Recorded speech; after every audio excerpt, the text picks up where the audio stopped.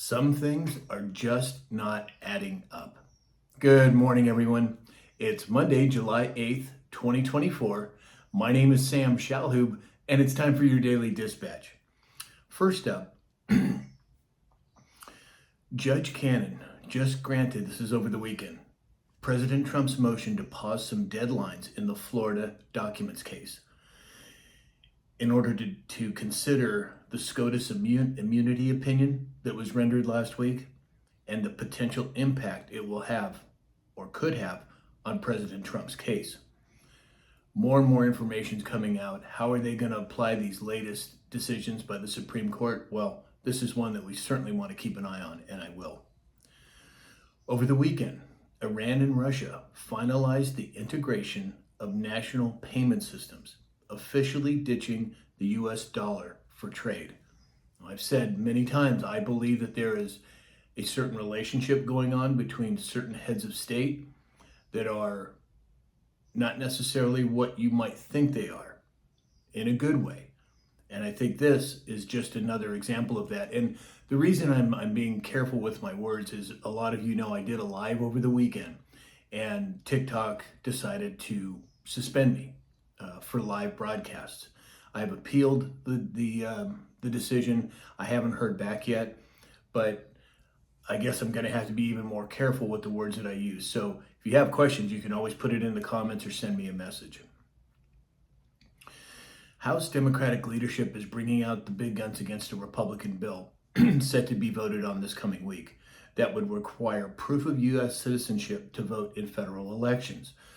Now, why would any American in Congress vote against voter ID? It doesn't make sense to me. This seems to be a basic preventative measure to make sure that we have the correct numbers. Well, this is going to be a big one this week. Over the weekend, Amtrak service was halted between New York City and Boston for a, quote, electric power issue. Now, I don't have a lot of details on this. Is this another cyber attack? Well, your guess is as good as mine, but I'll certainly keep an eye on it. Senator Rubio was on a mainstream network this weekend, and he said that when Donald Trump was president, he couldn't think of a single prominent Democrat who was prosecuted.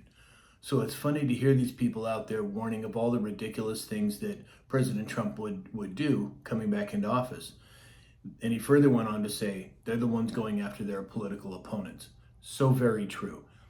They're pointing the finger at President Trump when there's three fingers pointing back at themselves. Now, this next story, some weird things happened in France over the weekend with the election. Most people expected there to be an onslaught of the conservative movement there, and it wound up going an opposite way.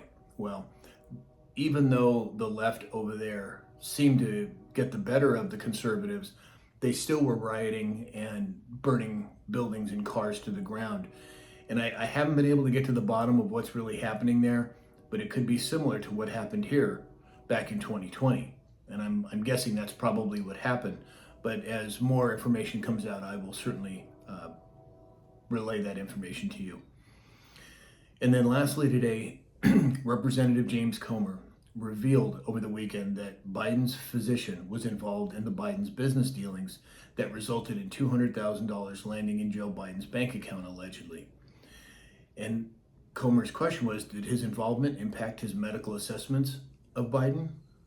Well, Comer and the group are calling on him to testify and provide documentation.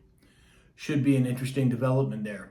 Who knows how it's going to play out, but again, I will certainly keep an eye on it and let you know what happens.